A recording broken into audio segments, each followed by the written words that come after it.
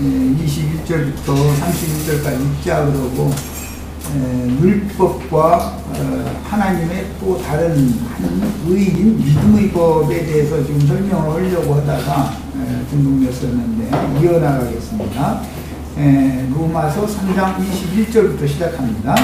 이제는 율법 외에 하나님의 한 의가 나타났으니 율법과 선지자들에게 증거를 받은 것이라 곧 예수 그리스도를 믿음으로 말미암아 모든 믿는 자에게 비치는 하나님의 의인이 차별이 없느니라. 예수 그리스도를 믿음으로 말미암아 라고 그랬어요.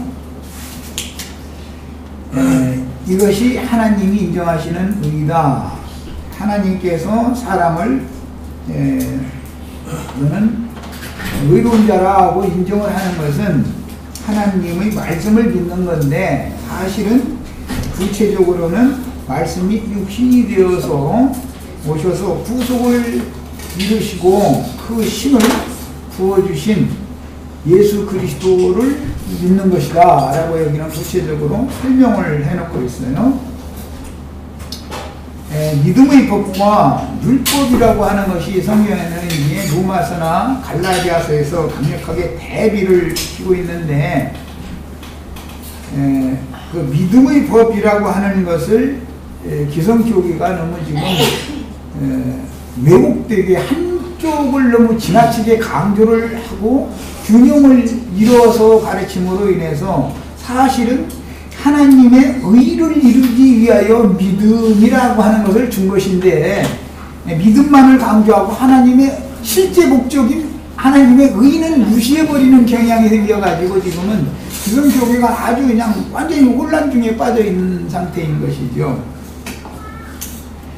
더 읽어나갑니다. 이제 모든 사람이 죄를 범하였음에 하나님의 영광에 이르지 못하더니, 하나님의 영광에 이른다는 건 영광을 보좌 앞에 나간다 그 말이에요. 사실은 영광, 하나님의 영광의 보좌의 기초는 하나님의 의라는 걸 이미 구약성경에서 읽었어요. 그리스도 예수 안에 있는 속량으로 말미암아, 이 속량이라는 말은 구속이라고 하는데 사실은 사면과 관계가 있는 말이죠. 죄인들이지만 죄값을 대신 지불하고 그 사람을 다시 사서 자유 해방시켜줬다. 죄의 종로로 가는 사람들을 죄값을 대신 지불하고 해방시켜줬다. 자유의자가 되게 해줬다. 죄의 권세에서 해방시켜줬다 그 말이니까. 그 다음에 하나님의 은혜로 값없이 의롭다 하심을 얻은 자 되었느니라. 이 예수를 하나님이 그의 피로써 믿음으로 말미암는 화목 제물로 세우셨으니 이는 하나님께서 길이 참으시는 중에 줄쳐놓습니다. 이게 전에 지은 죄를, 이거는 단수가 아니고 원문은 복수입니다. 범죄들이라는 말이에요. 사람들이 범한 죄과들을 말하는 거예요. 전에 지은 죄과들을 간과하심으로, 간과라는 건 6월이라고 구약성경에 6월절 할 때 6월이라고 나와있죠. 건너뛴다, 넘어간다 그 말이에요. 세상에서도 부부간에 뭐 이렇게 할 때 남편이 어떤 좀 아내의 뭐 마음에 들지 않는 일이 있을 때 자꾸 이렇게 책은질을 하면은 그냥 대충 좀 한 번만 넘어가죠. 그러죠. 넘어가달라고 그러죠. 그 6월 건너뛴다 이 말이에요. 그냥 없는 걸로 그냥 눈 감아달라 그 말이잖아요. 건너뛰는 거하고 없어진 거하고는 다른 거죠. 근데 죄가 없어진 게 아니고 죄가 있지만 그냥 넘어간다. 그냥 통과시켜버린다. 그 말을 6월이라고 그러는 거예요. 이게 구원의 시작은 6월절부터 시작되는 거죠. 그 다음에 간과하심으로 자기의 이루심을 나타내려 하시니, 이것은 하나님이 인간들이 범죄한 범죄를 꼬치꼬치 따지고 책은지르는 것은 율법이지요. 사람의 범과들을 드러내는 역할을 하는 거잖아요. 들춰내는 일은 율법으로 하죠. 들춰내지 않으면 덮어줄 수도 없죠. 그래서 율법이 먼저 와야 되는 거예요. 나의 죄과가 들통이 나야만 내가 잘못했다고 속죄를 하게 돼 있죠. 아내가 남편을 자꾸 책임질 하는 것은 뭐예요? 너 잘못했다고 항복해라 그 말이잖아요.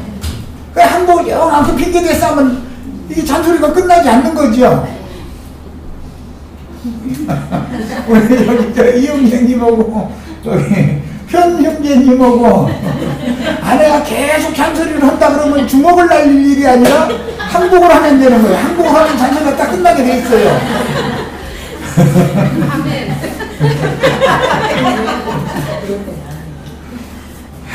그렇게 되면 항복하면은 하나님의 의가 그때 나타난다 이 말이에요. 율법이라는 하나님의 의를 나타내는 수단인 거예요. 자, 의를 나타내서 사람을 죄인이라고 정죄를 이렇게 하고 나면은 정죄하는 데 목적을 두는 게 아니라 하나님의 뜻은 간과 덮어주는 데 목적이 있는 거다 그 말이에요. 이제 이것을 은혜라고 그래요. 드러나지도 않은 것을 나 잘못했다고도 안 되는데 무조건 용서해 준다는 것은 불이지요.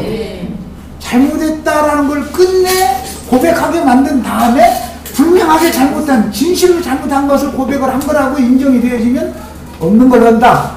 이것을 은혜라고 그러는 거예요. 이제 그 용어 표현을 잘 이해를 하셔야 되겠어요. 그런즉 자랑할 데가 어디냐 있을 수가 없느니라. 무슨 법으로냐 행위로냐 오직 믿음의 법으로니라. 여기 이제 행위를 강조하는 법은 율법이지만 믿음의 법은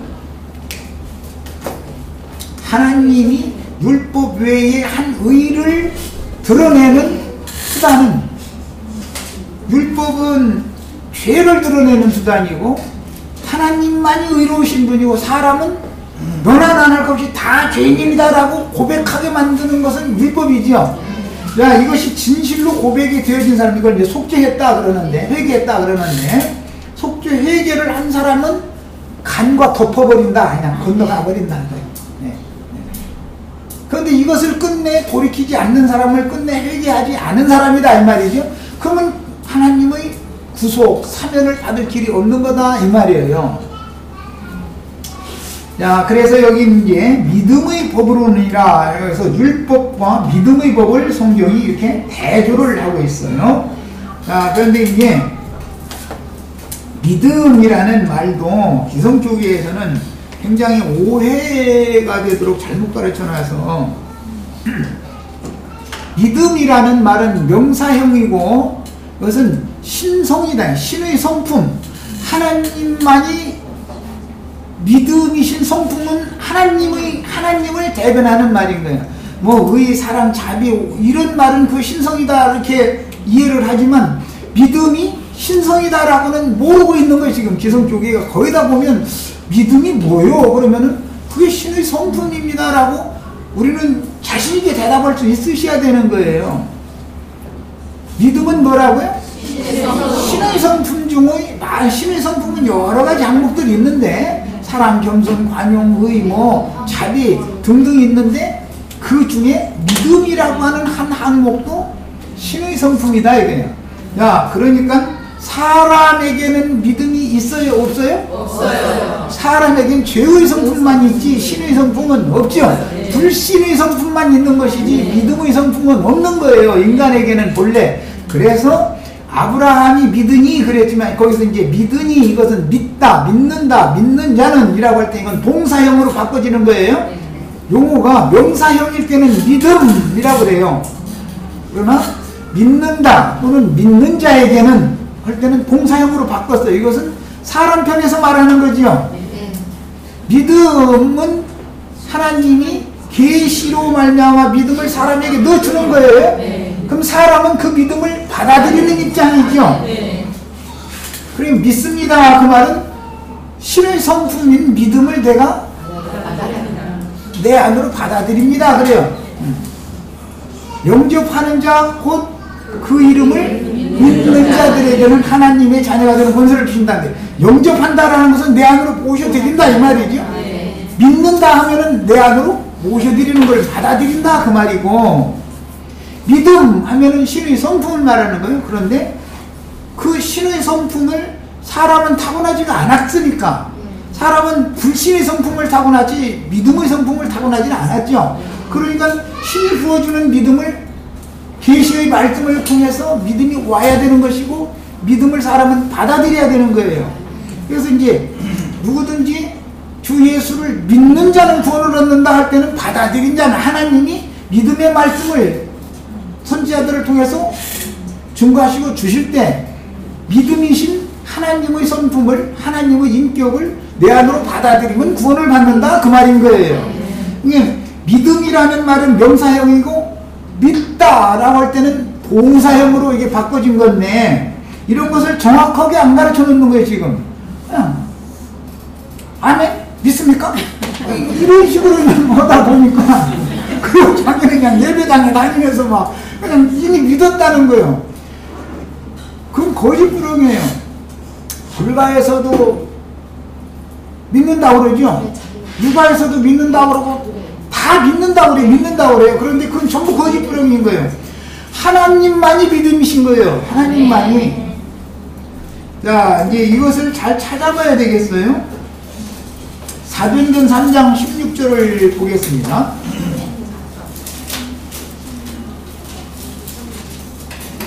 사람에게는 믿습니다, 믿습니다 그렇지만 사람에게는 믿음이 없는 거예요. 네, 사람은 불신의 성품인 마귀의 성품으로 이미 더럽혀져 있는 상태이기 때문에 사람에게는 믿음이 없어요. 믿음은 계시를 통해서 오는 거예요. 말씀이 깨달아지는 계시를 통해서 오는 거예요. 하나님이 믿음의 말씀을 주실 때 사람은 믿어야 되는 거예요. 그것은 영접해야 된다 이 말이에요. 신의 성품을, 믿음을. 자, 사도행전 3장 16절을 읽어보겠습니다. 그 이름을 믿음으로 그 이름이 너희가 보고하는 이 사람을 성하게 하였나니 줄쳐놓습니다. 예수로 말미암아 믿음이. 자, 앞에는 믿음으로 라고 이건 동사형이죠. 사람이 믿었죠. 안진뱅이가 믿은 거잖아요. 성전 비문에 앉아서 구걸하던 안진뱅이가 그 이름을 믿었어. 이것은 동사형이에요. 그런데 그 믿음은 어디서부터 온 거죠? 예수로 말미암아 난 믿음이죠. 이해하셨어요? 이 믿음 얘기할 때는 신의 성품, 믿음이라는 것은 예수로 말미암아 난 믿음을 말하는 것이지 인간에게서 기인되어진 것을 믿음이라고 하지 않는다라는 걸 아셔야 돼요. 그건 전부 가짜예요. 절에 다니는 사람도 믿는다. 사서상경 가스고 독포자랑 가지고 다니는 사람들도 믿는다. 다 믿는다고 그래요. 그런데 성경이 인정하는 믿음이어야 된다 이거예요. 아브라함을 의롭다고 여긴 믿음이어야 된다 이 말이에요.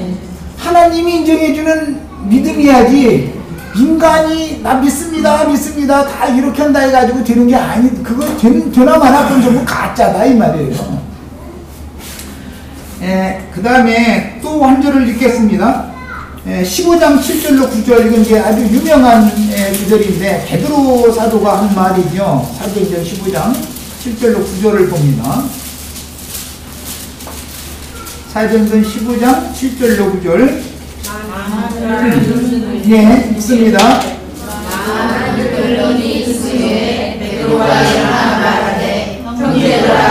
오히려 알거니와 하나님이 이방인들로 내게서 복음의 말씀을 들어 믿게 하시려고. 자, 믿음은 말씀을 들을 때나 오는 거지요. 복음 말씀을 믿음은 들으면서 나는 거예요. 그러니까 하나님은 모든 사람에게 믿음을 주신다라는 말은 복음 말씀을 전파한다 그 말이죠. 하나님이 하시는 일, 믿음을 주시는 일은 어떻게 하는 거예요? 말씀을 전파하게 하는 거죠. 하나님의 사람들을 보내서 말씀을 전하게 하는 거예요. 그럴 때 말씀을 들을 때 계시, 빛이 오면 믿어지는 거예요. 이제 그 믿음은 신의 성품이 나에게 온 거다 이 말이야. 그 다음에 본인이 받아들였으면 믿습니다. 이거는 동사형인 거예요. 이게 그거는 믿음은 하늘이 주시는 것이고 사람이 믿었을 때는 믿습니다. 동사형으로 바꿔지는 것이죠. 사람이 받아들여야 되니까. 자, 그 다음에 마음을 깨끗이 하사 그들이나 우리나 차별하지 아니하셨느니라. 그런데 지금 너희가 어찌하여 하나님을 시험하여 우리 조상과 우리도 능히 매기 못한 몽해를, 이것은 율법을 또 지켜야 된다라고 하는 사람들이 있었기 때문에 말이에요. 제자들이 목에 드렸느냐? 제자가 되는 조건은 뭐죠? 믿음의 말씀을 믿어지면, 믿음의 말씀을 주셨을 때 믿음으로 받아들였으면 제자가 되는 조건인 것을 알 수 있죠. 몽에를 제자들이 목에 드렸느냐? 믿은 사람들에게 왜 율법 몽에를 또 드렸느냐? 그 말을 한 거예요. 그러나 우리는 그들이 우리와 동일하게 주 예수의 은혜로 구원받는 줄을 믿노라. 여기 믿노라가 나왔죠? 믿노라는 동사형이죠? 믿음이라는 말과 믿노라라는 말은 같은 것 같아도 그게 아닌 거예요. 믿는다는 건 사람 편에 서는 말인 것이고, 믿음은 계시로 주시는 것은 하나님 편에 서는 말인 거예요. 그 다음에 중요한 구절들은 몇 구절 더 찾아보겠습니다. 디모데전서 1장 14절을 찾아서 읽어보겠습니다. 디모데전서 1장 14절. 자, 출처감서 13절부터 읽겠습니다. 내가 전에는 김강자요, 박해자요, 포행자였으나 오히려 공유를 이룬 것은 내가 믿지 아니할 때 알지 못하고 행하였습니다. 사울일 때 율법 말씀을 안 믿은 게 아니죠. 사울같이 열심히 믿은 사람이 없었었죠. 그런데 사실은 그건 믿지 않을 때 한 짓이다 그랬죠. 그러니까 그리스도 예수로 말미암아 난 믿음이 아니었었다라는 말이죠. 그때는 율법을 지킬 때는 사람이 믿는다고 생각하는 믿음에 붙잡힌 거였었죠. 사울일 때는. 그래서 그것은 사실은 믿지 않을 때보다 이렇게 표현을 하는 거예요. 더 읽어나갑니다.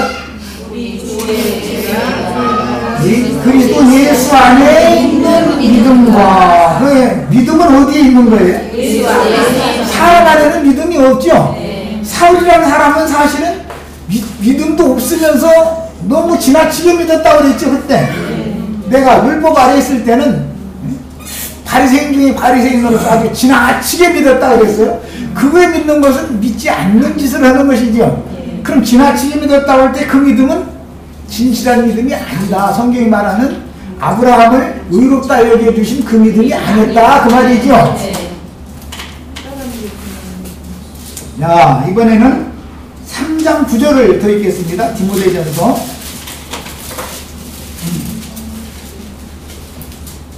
깨끗한 양심의 믿음은 비밀을 가진 자라야 할지니. 그래서 믿음이라는 것은 아무나 것이 모든 사람의 것이 아니죠. 믿음은 비밀인 거예요. 이것이. 이건 이제 믿음의 신비다 그러는데, 이것은 믿어줘야 되는 문제니까. 이것은 하나님이 하늘이 주신 믿음이 나에게 와야 되는 것이고, 말씀을 들을 때 계시, 빛이 왔다는 것은 믿음이 왔다는 뜻이기 때문에 이것은 신비적인, 신비에 속한 문제인 것이지, 세상 사람들이 다 믿습니다, 뭐 믿는 대로 될 줄 믿습니다 해서 막 이제 이런 것은 전부 사울이 지나치게 믿을 때 하는 행습들이죠. 그건 전부 사람에게서 비롯된 거예요. 이것은 성경 인정하는 믿음이 아니에요. 디모데 후서 1장 13절을 읽겠습니다.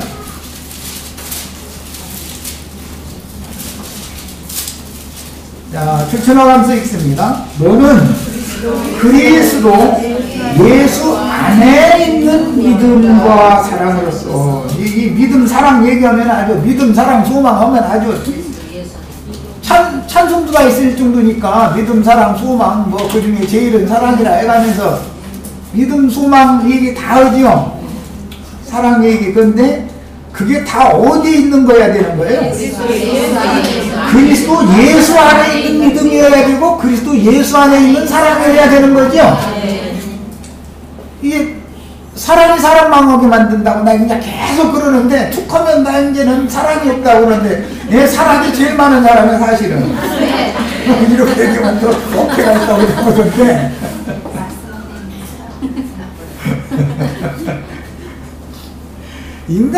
인간적으로 사랑한다고 저 하늘소리지만 저 미국 사람들은 그런다는 거예요. 아침에 출근할 때 뽀뽀고 나간다는 거. 그럼 저녁 때 절대 이상한 데로 데리고 와가지고는 해주자고 그런다는 거거든.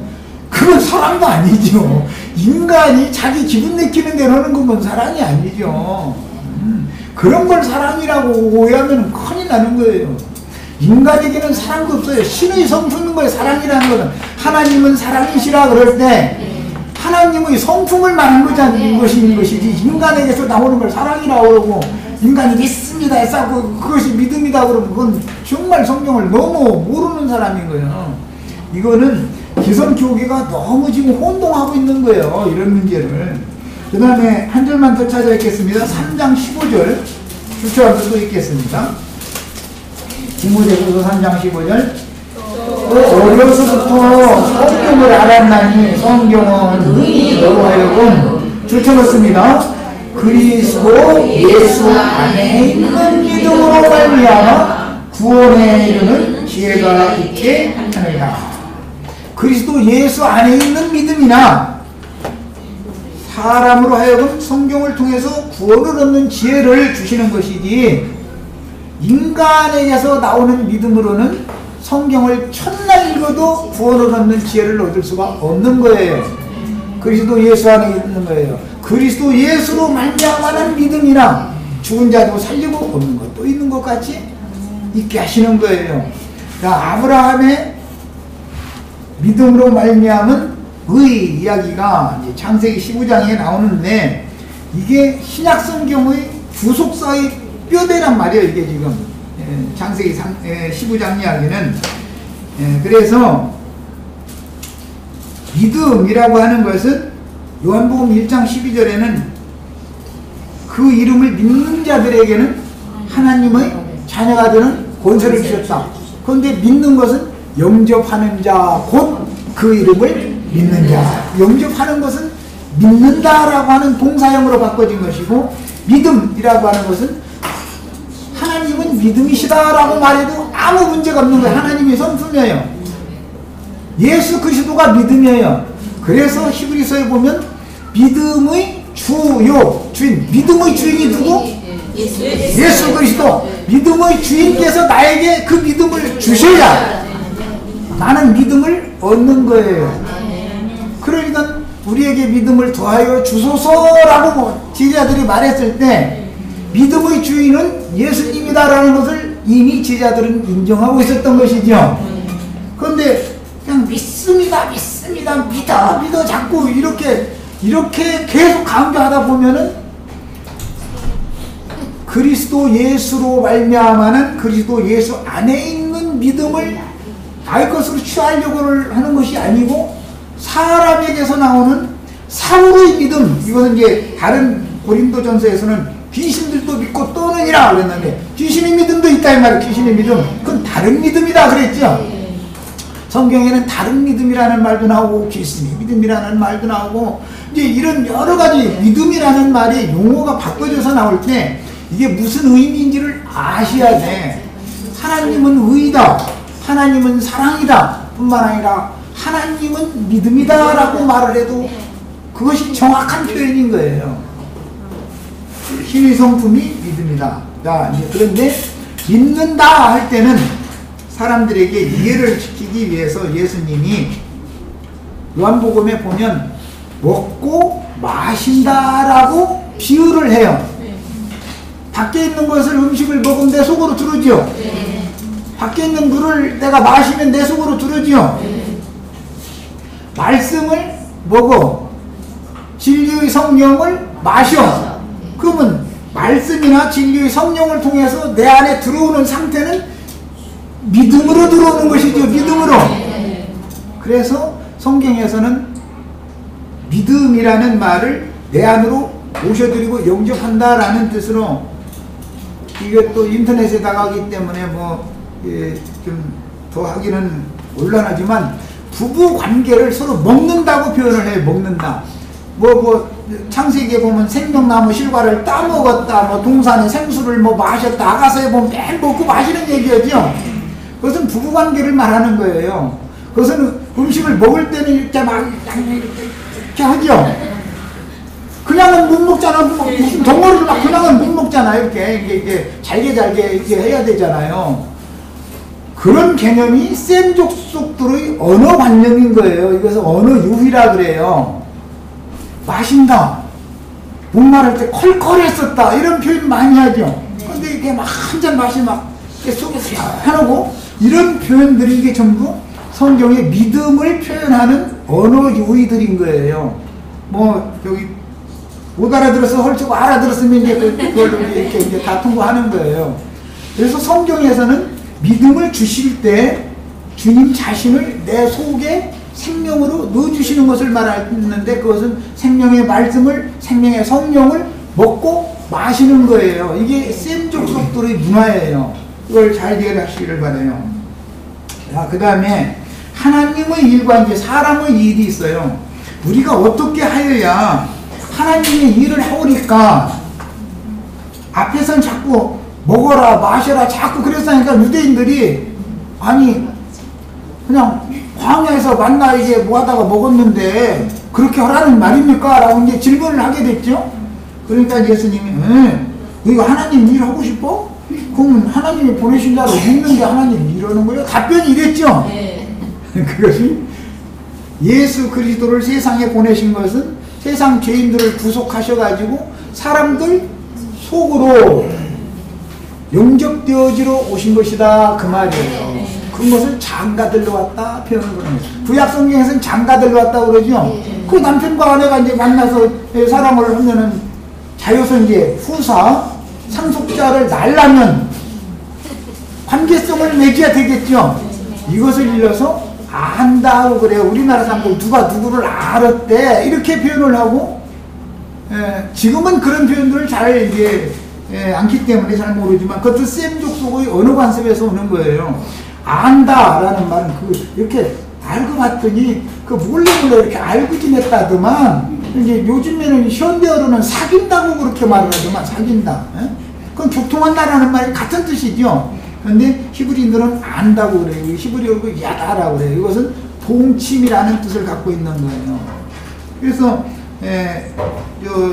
이 셈족의 문화 관습은 아내의 주인을 그 남편이라고 사라가 자기 남편 아브라함을 주라고 불렀잖아요. 그런 개념이었기 때문에 지금은 뭐 그렇게는 않지만 우리 어렸을 때만 해도 이렇게 되게 주인 양반 저기서 만났는데 뭐 어디 가신다고 그러더라고 뭐 이렇게 주인 양반이라고 그러죠. 아내의 머리 주인은 남편이란 말이에요. 개념이 그런 개념인 거예요. 이것은 성경에서 나오는 용어들인 거예요.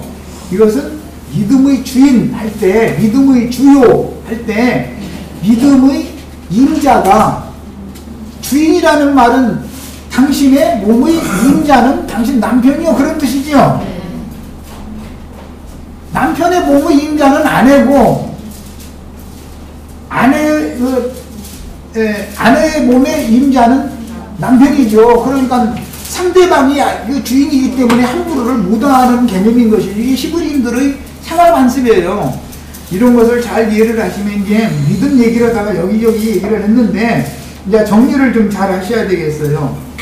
아브라함의 믿음은 단번에 모든 것들이 다 된 줄로 그렇게 기독교계 믿기만 하면 모든 게 다 단번에 다 되는 줄로 이렇게 잘못 가르쳐 놓고 있어요. 그렇지 않아요. 아브라함의 믿음의 단계들을 여러 단계로 이제 창세기에서는 계시를 하는데 창세기 12장 때 아브라함은 믿었죠. 하나님의 말씀을 믿고 말씀을 쫓아가 가나안 땅으로 갔어요. 하란 땅에서 떠나서. 그랬는데 그때는 아브라함의 나이가 몇 살이었어요? 75세였어요. 나이를 딱딱 기록을 해요. 어떤 단계마다 믿음의 과정마다. 그 다음에 창세기 15장의 이 의롭다 하심을 받는 이 믿음의 단계에 왔을 때는 아브라함의 나이가 86세 때였어요. 86세 때. 그리고 17장에 가면 하나님이 또 한 번 믿음을 더 해주러 오셨을 때는 99세 때 와요. 99세 때. 그 다음에는 창세기 23장 1절 이하에 보면은 사라가 몇 살에 죽었죠? 사라는? 창세기 23장 1절 내가 지금 올려줬는데 27세에 사라가 죽었으니까 아브라함의 나이는 몇 살이에요 그때? 137세. 10살 차이니까 137세 때이겠죠? 사라의 나이가 127세 때 죽었는데 아브라함의 나이는 당연히 137세 때예요. 그리고 나서 창세기 25장 7절로 8절에 보면 이제 아브라함이 죽어요. 몇 살 먹고 죽었어요 아브라함은? 175세. 네, 175세 때 죽어요. 이렇게 성경에서 아브라함은 믿음의 조상이다 이렇게 말하는데 그 아브라함의 믿음의 단계를 말할 때 75세, 86세, 99세, 137세, 175세 이렇게 5단계로 믿음의 단계를 설명을 해나가고 있어요. 성경이 창세기 전체 읽을 때 아브라함에게 주신 그 믿음 이야기를 성경이 제시할 것 할 때는 처음에 믿자마자 모든 것이 다 이루어진 게 아니고 완전한 경지, 이제 신의 경지까지 들어가는 데는 이런 5 과정을 거쳐서 하나님의 품에까지 가기 때문에 하나님의 경지까지 이르기 때문에 말하자면 승천 단계까지 가기 때문에 5 단계로 이렇게 얘기를 해요. 인간 세상에서도 출생을 하면 젖 먹는 유아기가 있죠. 아동기가 있죠. 유치원이나 다니는 소년기로 이제 초등학교 들어가죠. 청소년기. 그 다음에는 장년기가 있고 그 다음에는 노년기에 죽어요. 자, 장년기 이후에 되면은 얼굴값도 못하고 이런 말 듣죠 이제. 나이값도 못한다 그러잖아요. 나이가 예를 들어서 40이 넘었는데 이상한 짓을 예를 들어서 말도 너무 함부로 했다 그러면은 아이고 말이야 사람이 말이야 나이값도 못하고 말이야 얼굴이 주름이 잔뜩 있더만 말이고 얼굴값이나 해야지 말이야 일단 이러잖아요.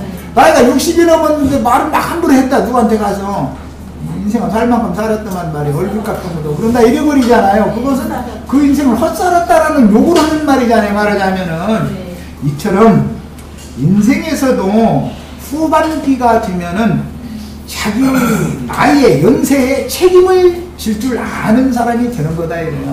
그러니까 세상에서는 청년기가 되면은 자기 일 자기가 하게 하죠. 군대 갔다 온 아들 보고 대학생 아들 보고 야 너 칫솔질에 가서 발 닦고 와서 가서 그냥해서 자 이렇게는 않죠 엄마가. 만약에 대학생 보고 엄마가 너 칫솔질하고 발 닦고 가서 자라 막 이런 식으로 하면은 엄마 나를 무슨 마마보이로 하느냐고 이래버리지 그걸 엄마가 날 사랑한다고 받지를 않지요.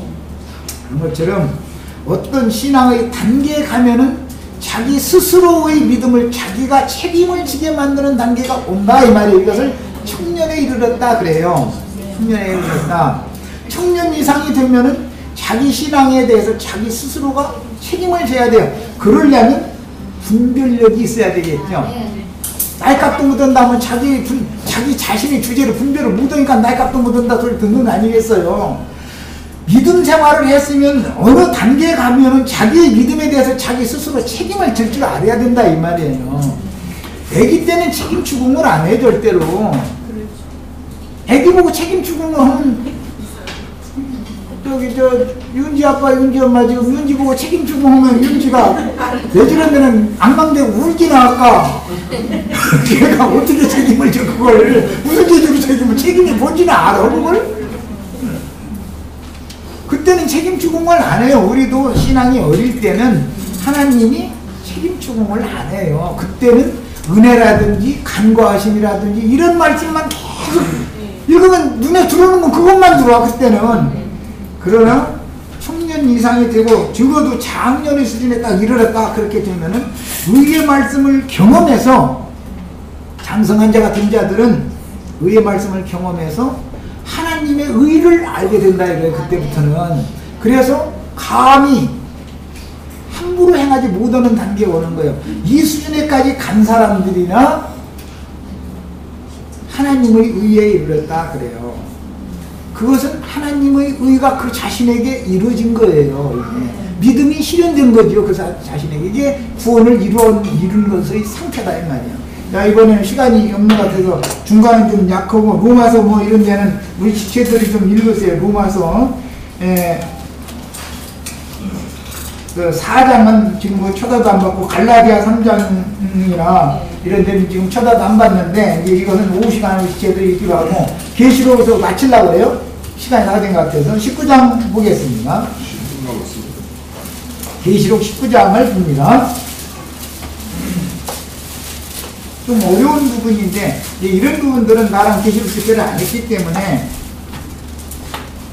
우리 지혜들이 오늘 이제 이런 말씀에 대한 이해가 필요해요.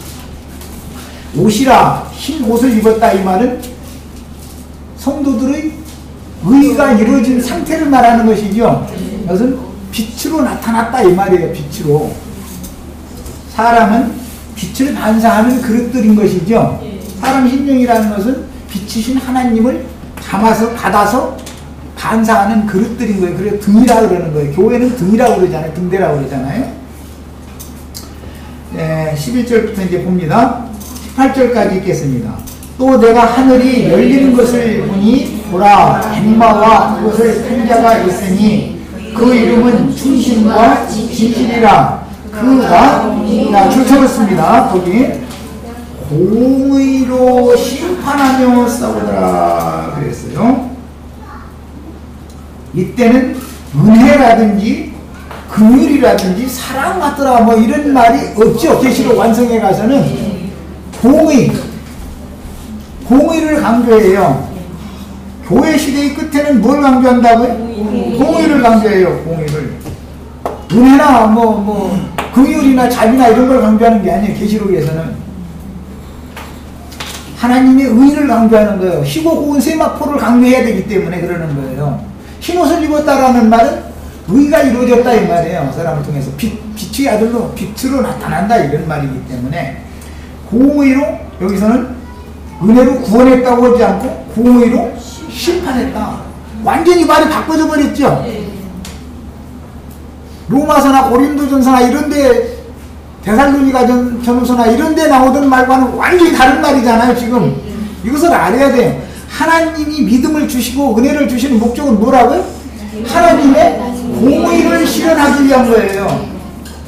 그래야 보좌 앞에 우리가 서는 거예요. 보좌 앞에. 하나님의 보좌라는 것은 하나님의 의가 기초가 되기 때문에 하나님의 의가 무너지면 하나님이 구원을 하신 의도가 목적이 다 무너져 버리는 거예요. 그래서 오는 세상은 공의의 시대다 그러지 은혜의 시대라고 하지 않아요. 의의 거하는과 새하늘과 새 땅을 지금은 바라보고 믿는 중이고, 구약시대에는 메시아가 오셔서 하나님의 말씀을 이루실 것을 바라보고 믿었고, 신약시대에는 의의 거하는과 새하늘과 새 땅이 이루어질 것을 바라보고 믿어요. 그 새하늘과 새 땅을 나의 기업으로 상속받을 것을 우리는 소망 삼고 그걸 바라보고 믿는 거예요. 지금 우리는 말이에요. 그러면 이건 피상적인 게 아니라 믿음이 나를 통해서 구원으로 실현시켜졌다 그 말이죠. 당연히. 그러면 나는 의의 거하는과 새하늘과 새 땅을 기업으로 받은 것이고, 의가 기초가 되는 어린 양의 보좌 앞에서 주님을 찬양하는 사람이 된 거예요. 이게 온전케 된 의인의 영이다 그래요. 이렇게 되면은 그런 경우는 의인의 영이지요. 지금은 은혜를 받은 영혼들이지만 앞으로는 뭐가 된다고요? 의인의 영이 되는 거예요. 의인의 영이 되어져야만 오는 세상을 철장으로 다스리는 권세를 가지고 의의 왕국을 다스리러 주와 함께 올 수가 있는 거예요. 이게 오는 세상은 의의 왕국이지 은혜의 왕국이 아니다. 이걸 아셔야 돼요. 이게 하나님의 경륜적인 행정을 아셔야 되는 거예요. 기본적으로. 이런 구속의 완성에 대해서 이해를 못하는 것은 창세기 시작에서부터 믿음의 의와 하나님의 의가 실현되는 이 단계를, 믿음이 점점 완성되어지는 단계를 잘못 가르쳐놨기 때문에 이런 혼동이 온 거예요. 사실은 이번에 이런 사단이 벌어지는 것도 다 모든 게 기인된 것이 다 거기에서 기인된 거예요. 사실은. 자, 이제 더 읽어나갑니다. 그 눈은 불꽃 같고 불꽃 같은 눈으로 본다 이 말은 사람의 양심과 사람의 인간 됨됨이야 이런 걸 막 그냥 꿰뚫어 본다 이 말이잖아요. 남편이 술 먹고 와가지고 괜히 뽀뽀자 해서 사랑한다 해서 그러면 아내는 그 속을 들여다보죠. 어제까지는 이런지 남편 사람이 오늘 갑자기 이런다 이러면 지금 밖에서 무언가를 지금 일을 잘못 저질러 놓고 왔다 이 말이잖아요. 그냥 넘어가게 하려고 지금 그러는데 아내는 벌써 딱 불꽃 같은 그 눈으로 딱 들여다보고 있는 거죠.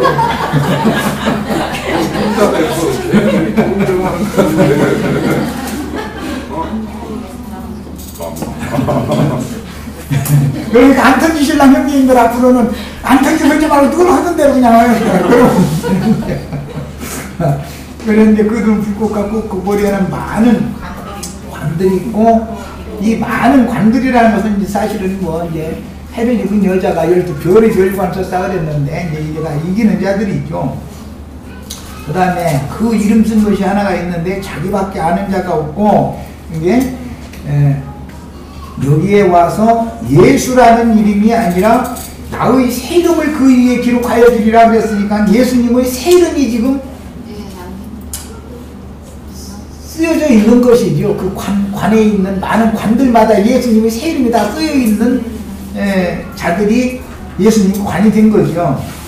그 다음에 또 그가 피 뿌린 옷을 입었는데 그 이름 하나님의 말씀이라 칭하더라. 하늘에 있는 군대들이 희고 깨끗한 세마포를 입고 백마를 타고 그를 따르더라. 그 입에서 자 주저놨습니다. 이제 예리한 검이 나오니 그것으로 예리한 검으로지요. 그러니까 입에서 나오는 검으로 만국을 치겠고 그랬어요.